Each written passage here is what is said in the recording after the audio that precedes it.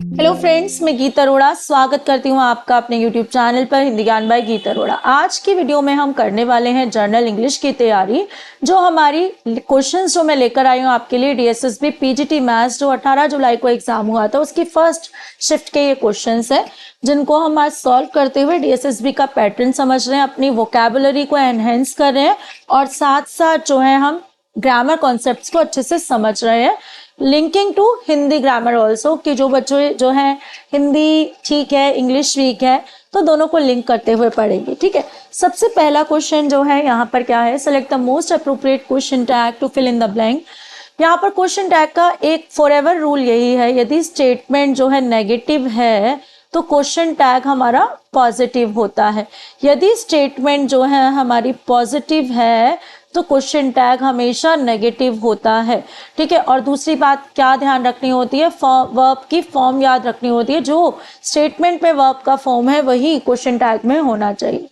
और हर एक एग्जाम में जो पहले भी आपको इंग्लिश के जर्नल क्वेश्चंस कराए हैं, 20 क्वेश्चंस कराए हैं, सब में मिनिमम जो है 2 क्वेश्चन टैग के क्वेश्चंस आ ही रहे हैं, तो ये आपको अच्छे से करना ही है। सबसे पहला यहाँ पर जो स्टेटमेंट क्या है, Ramachandran didn't win the race. Ramachandran ने रेस नहीं जीती थी। ठीक है, ये हमें है, तो डिडंट लिखा है यहाँ पर यानी कि नेगेटिव है, तो क्वेश्चन टैग कैसा होगा, पॉजिटिव होगा और जो है इसी वर्ब के फॉर्म का होगा।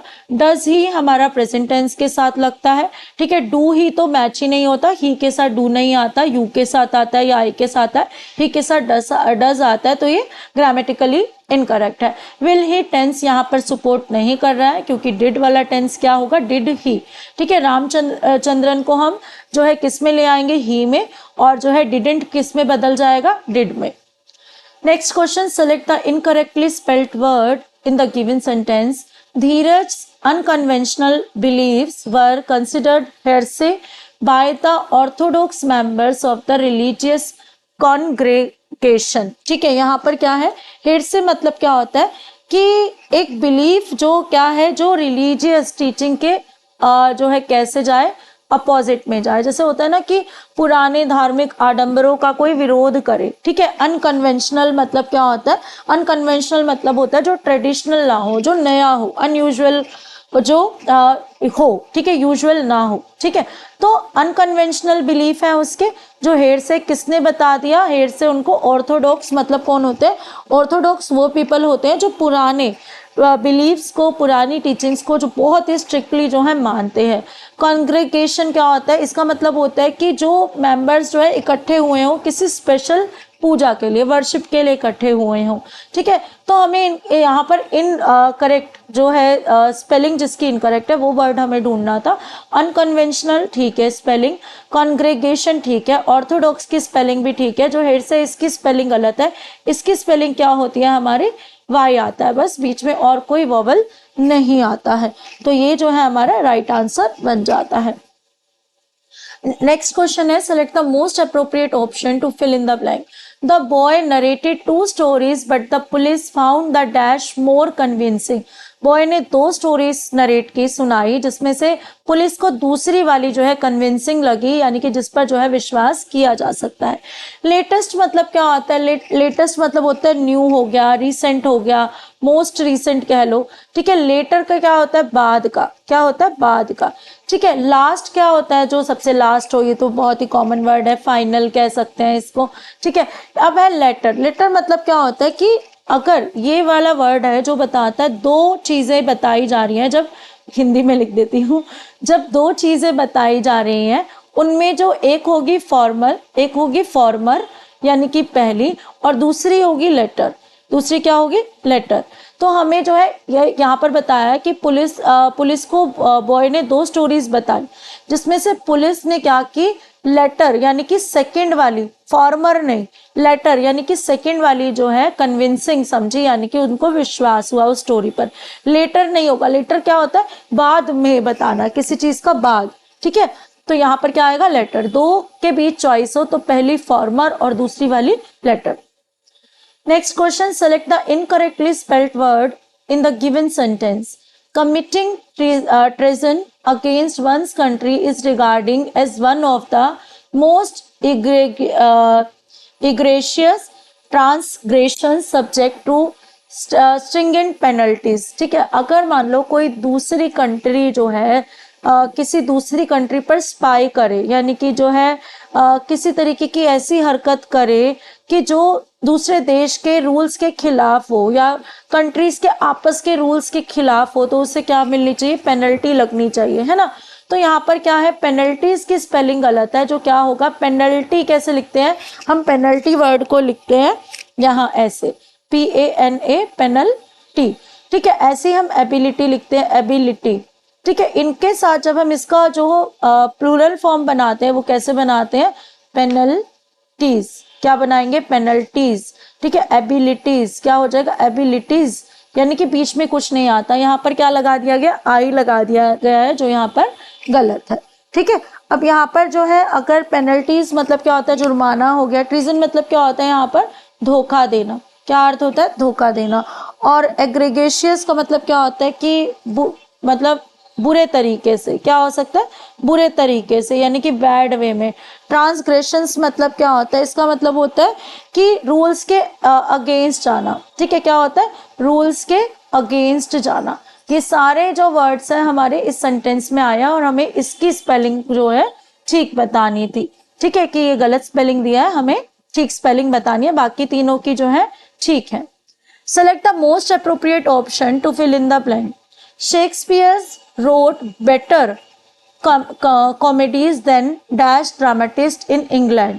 शेक्सपियर ने जो है लिखी हैं बेटर कॉमेडीज देन, कंपैरिजन होगा यहाँ पर, मोर ड्रामेटिस्ट, तो मोर यहाँ नहीं आएगा, मोर हम किसके लिए लगाते हैं, क्वांटिटीज के लिए लगा देते हैं या डिग्री के लिए लगा देते हैं, डिग्री ऑफ एडजेक्टिव के लिए, जैसे मोर बेटर हो गया है ना हमारा, जैसे हमने कहा ब्यूटीफुल, मोर ब्यूटीफुल कह दिया, ठीक है। अदर क्या होता है, दूसरा, अदर मतलब दूसरा, जैसे जो रह गया हो एक, एनी अदर मतलब कोई भी, ठीक है। अनदर मतलब जो वन मोर हो, एडिशनल हो कोई चीज, तो यहाँ पर क्या होगा, एनी अदर होगा।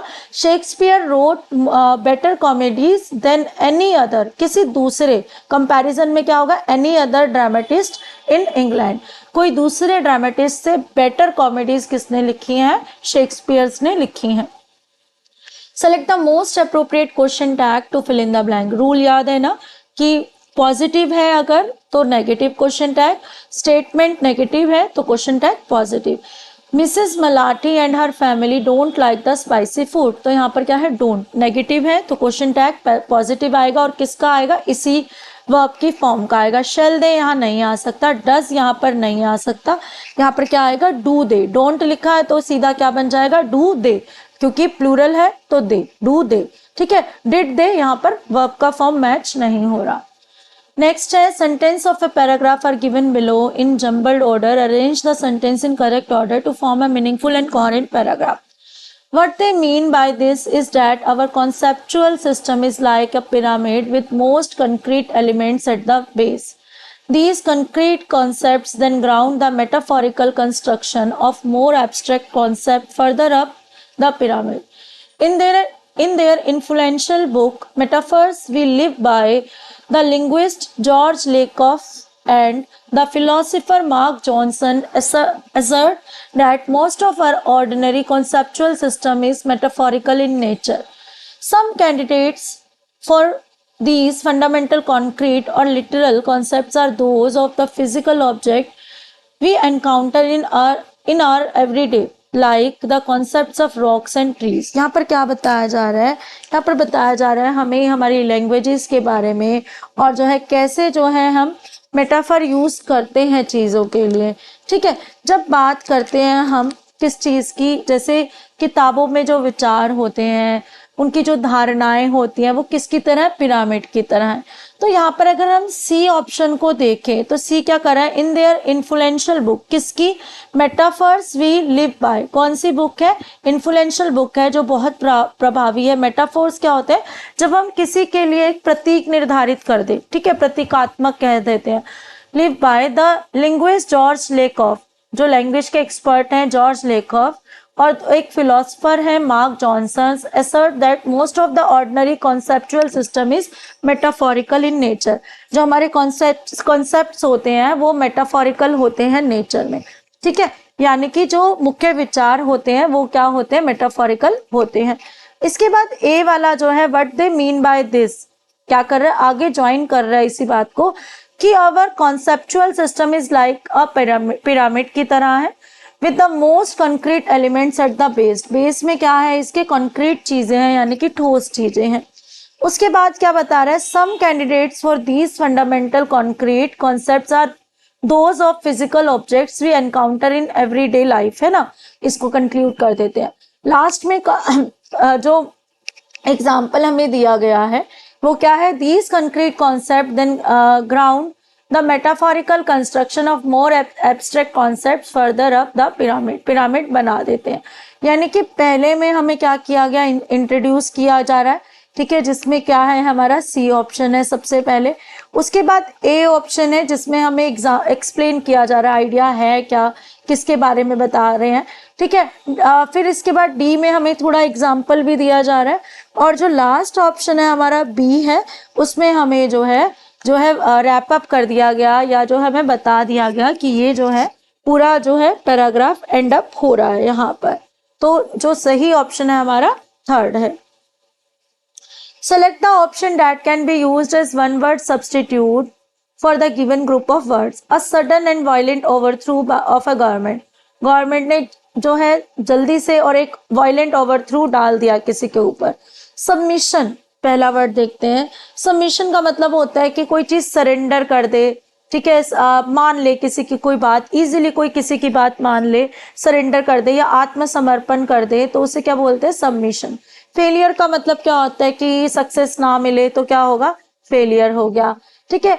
कू, इसमें पी साइलेंट है, इसको क्या बोलते हैं, कू, ठीक है। कू का मतलब क्या होता है, यहाँ पर होता है इसका मतलब कि जो वायलेंट हो चीजें, कैसी हो, वायलेंट हो, ठीक है, और जो है एकदम से जो है थोपी जाए, ठीक है। सबऑर्डिनेशन मतलब क्या होता है, सबऑर्डिनेशन का मतलब होता है जो ऑर्डिनेशन के अंडर हो, यानी कि जिसको जो है किसी का जो है किसी अथॉरिटी का संरक्षण प्राप्त हो, ठीक है। अंडर दी अथॉरिटी लिख देते हैं हम इसको, अंडर दी अथॉरिटी। जो यहाँ पर मीनिंग है वो क्या बन रहा है, कू, क्योंकि ये रिलेटेड है हमारा वायलेंट बिहेवियर से कह सकते हैं, ठीक है, जिसमें जो है कोई चीज हम पर जो है थ्रो कर दी जाती है, वायलेंटली कोई चीज जो है हमारे ऊपर थ्रो कर दी जाती है, यानी कि जबरदस्ती। Select the most appropriate antonym of the underlined word in the fill in the blank. The members of ruling party created a vehement response to the somewhat dash charges made by the opposition party. यहाँ पर हमें क्या करना है, antonym भरना है इस word का, ठीक है। अब इस वर्ड का मीनिंग क्या होता है, इस वर्ड का मीनिंग होता है फोर्सफुल। क्या होता है, फोर्सफुल। तो इसका फोर्सफुल का अपोजिट हमें ढूंढना पड़ेगा।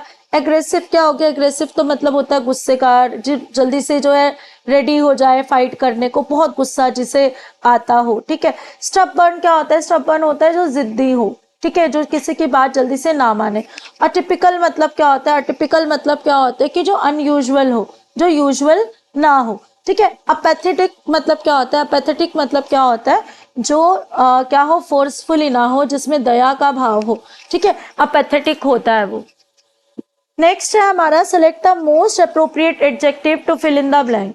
राशिदास राइटिंग स्टाइल वाज, राशिदा का जो राइटिंग स्टाइल है उसकी बात हो रही है। ऑर्गेनिक, ऑर्गेनिक मतलब क्या होता है, जो मतलब कह सके नेचुरली जो है हमारे सामने आए, जो ऑर्गेनिक चीज़ों से बना हो, है ना, नेचुरल डेवलपिंग हो। नर्चरिंग मतलब क्या होता है, जो केयरिंग हो, किसी को हम सपोर्ट करें आगे बढ़ने के लिए। ओपेक मतलब क्या होता है, ओपेक मतलब होता है जो ट्रांसपेरेंट ना हो, जिसमें से आर पार दिखाई ना देता हो।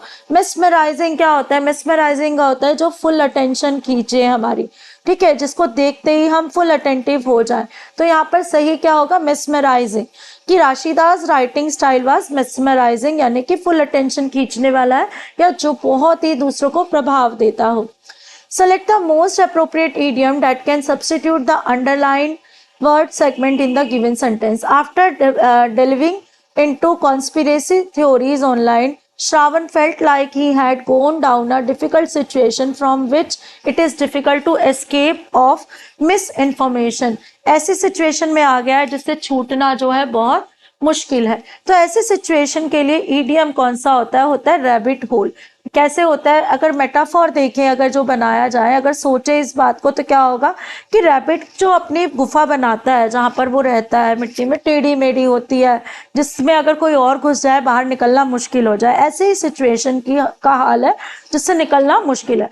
प्लग होल क्या होता है? प्लग होल होता है हमारा जैसे बाथरूम में जो ड्रेनेज के लिए होल होता है ना, जिससे पानी बाहर जाता है, उससे प्लग होल बोलते हैं।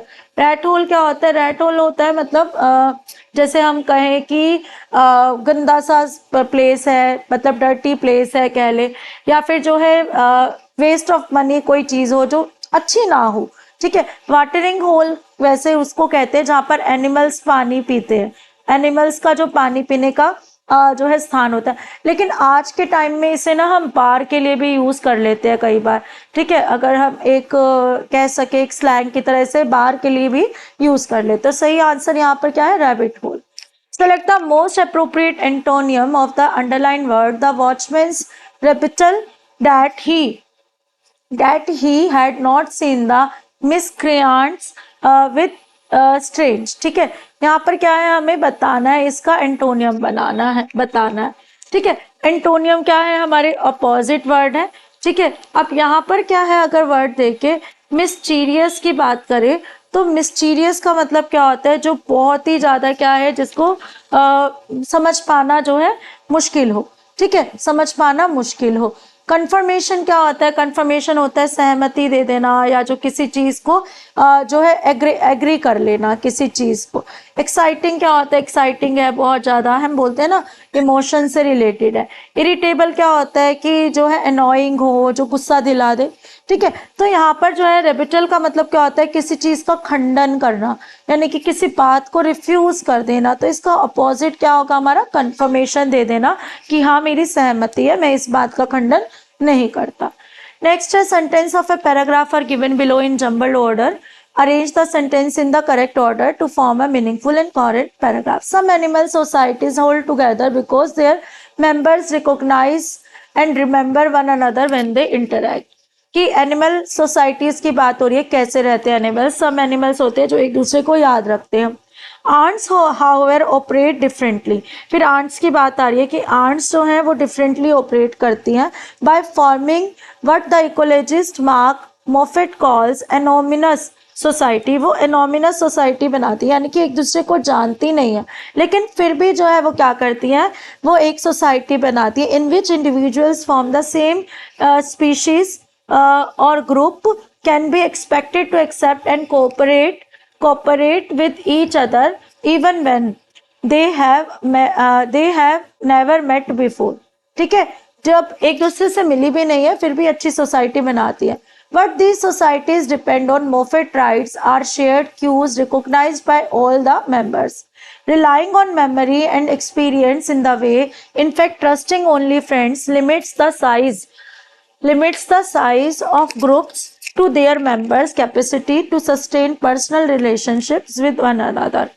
यहाँ पर जो है हमें एनिमल सोसाइटीज के बारे में बताया जा रहा है। तो सबसे पहले जो हमें क्या बताया जा रहा है? सोसाइटीज का इंट्रोडक्शन दिया जा रहा है कि एनिमल सोसाइटीज कैसे बनाते हैं, ठीक है। तो फर्स्ट तो ए आने ही वाला है जो समझ आ रहा है। उसके बाद क्या आ रहा है? Relying on memory experience in the way, in fact trusting only friends limits the size of group to their members capacity to sustain personal relationship with one another. यहाँ पर जो दूसरा है लिमिटेशंस भी हमें बता रहा है कि याददाश्त पर जो निर्भर करता है कि हम भरोसा करके एक दूसरे को पहचानते हैं।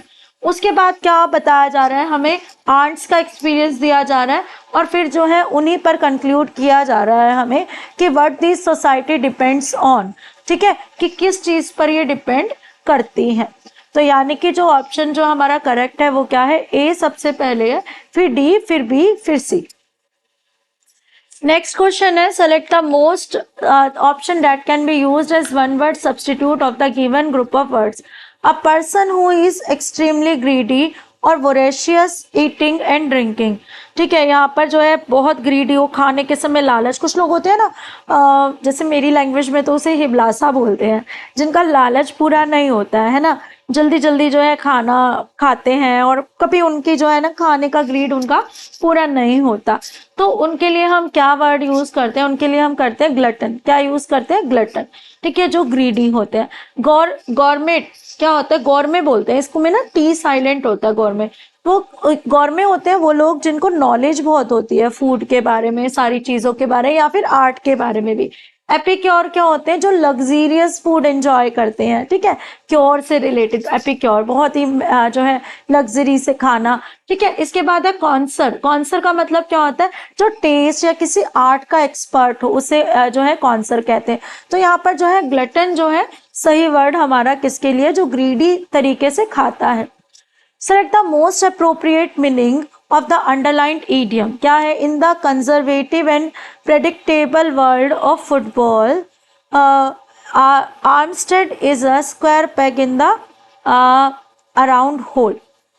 In a round hole. ठीक है कि conservative and predictable world of football, Armstead कैसा है? Square peg in round whole. आप बताओ, स्क्वायर पैग हो जाए राउंड होल पर तो क्या मतलब होगा? कि जो चीज जो है फिट नहीं हो रही है। ठीक है, तो जो कहीं पर फिट ना हो, पर्टिकुलरली सिचुएशन में जो फिट ना हो, उसके लिए ईडियम है ये।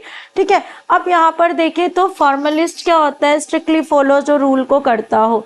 ठीक है, कॉन्फॉर्मिस्ट क्या होता है? वो कन्फर्म्स, जो एक्सेप्ट कर ले किसी चीज को। कन्वेंशनलिस्ट क्या होता है? कन्वेंशनलिस्ट होता है जो पुरानी कन्वेंशन आइडियाज को, अभी हमने कन्वेंशन वर्ड पढ़ा था ना, अनकन्वेंशनली, है ना, फर्स्ट क्वेश्चन में ही। तो कन्वेंशनलिस्ट वही होता है जो पुराने जो कन्वेंशनल हो, जिसके आइडियाज। मिसफिट क्या होता है? मिसफिट होता है जो फिट ना बैठता हो किसी चीज में। तो ये हमारा जो है राइट ऑप्शन हो जाता है। नेक्स्ट क्वेश्चन है हमारा कॉम्प्रिहेंशन, जिसके अकॉर्डिंग हमें 5 क्वेश्चंस के आंसर देने होते हैं। During the final decade of 19th century, America experienced unprecedented technological innovation and industrial expansion. Railroads spanned the country, linking the eastern and western states. Steam power engines fueled the mighty factories built along the waterways of the Northeast. The West offered seemingly endless resources: timber, gold, and silver. As people left their farms and immigrants arrived to work in the booming urban centers, थोड़ा ये ना छोटा मुझे भी थोड़ा वो लग रहा था।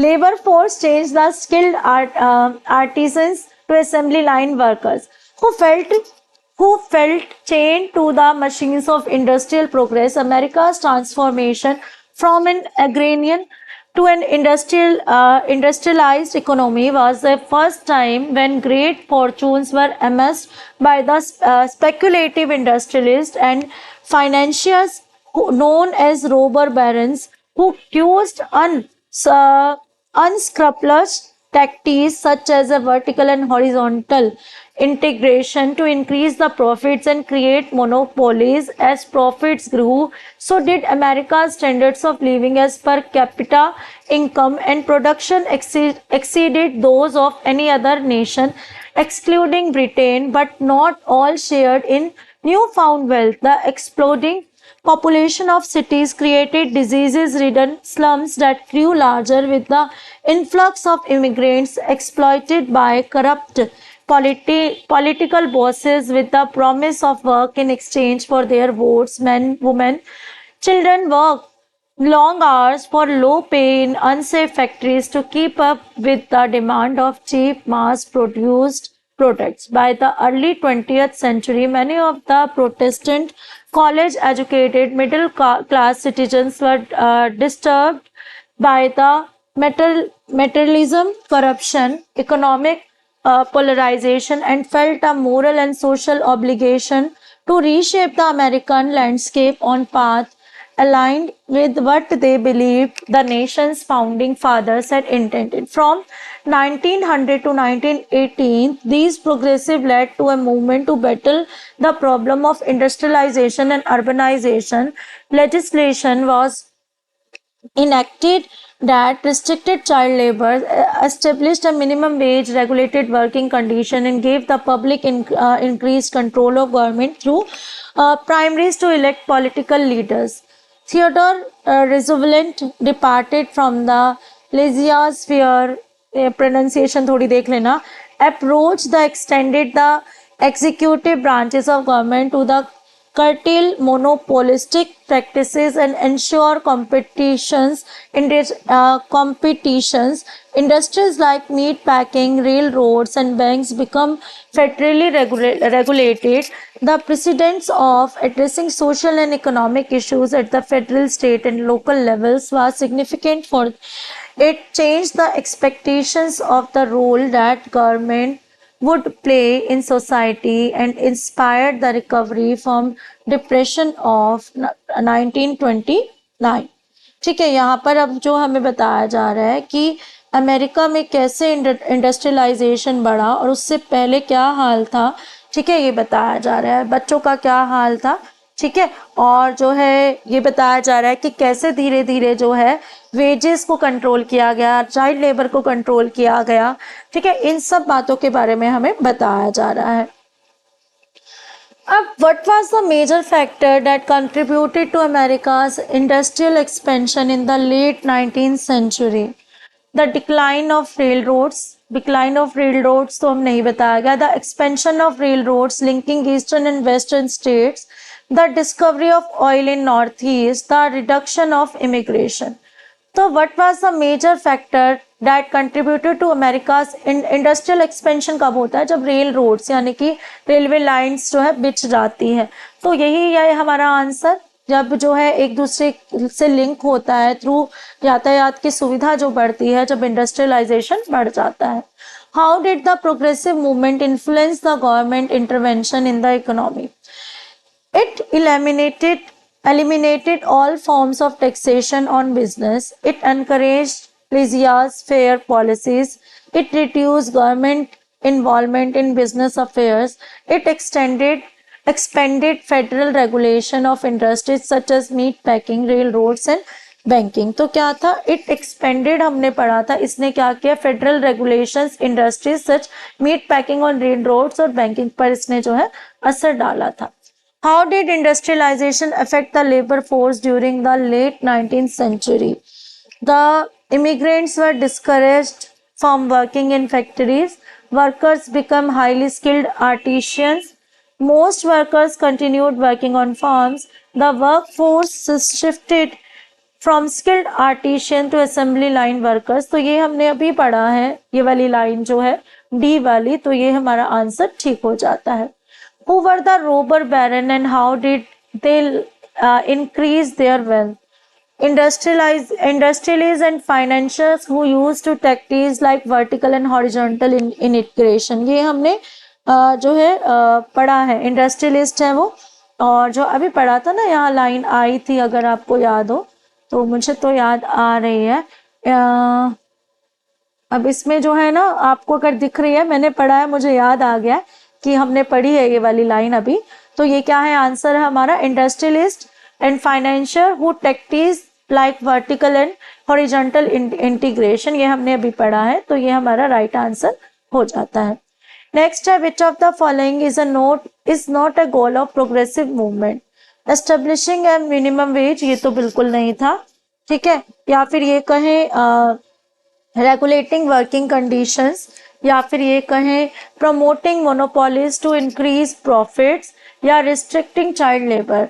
ठीक है, तो promoting monopolies to increase profit जो है सबसे पहला जो है गोल नहीं था इसका, हमारा प्रोग्रेसिव मूवमेंट का। क्या था? वेजेस को रेगुलर किया जाए, वर्किंग कंडीशंस को जो है ठीक किया जाए, बहुत ज़्यादा काम ना कराया जाए, और चाइल्ड लेबर को जो है रिस्ट्रिक्ट किया जाए। तो ये थे हमारे आज के 20 क्वेश्चंस। उम्मीद की क्लास आपको अच्छी लगी हो। चैनल को लाइक शेयर सब्सक्राइब करना मत भूलिएगा। कमेंट्स जरूर करिएगा कि आपको क्लासेस कैसी लग रही है।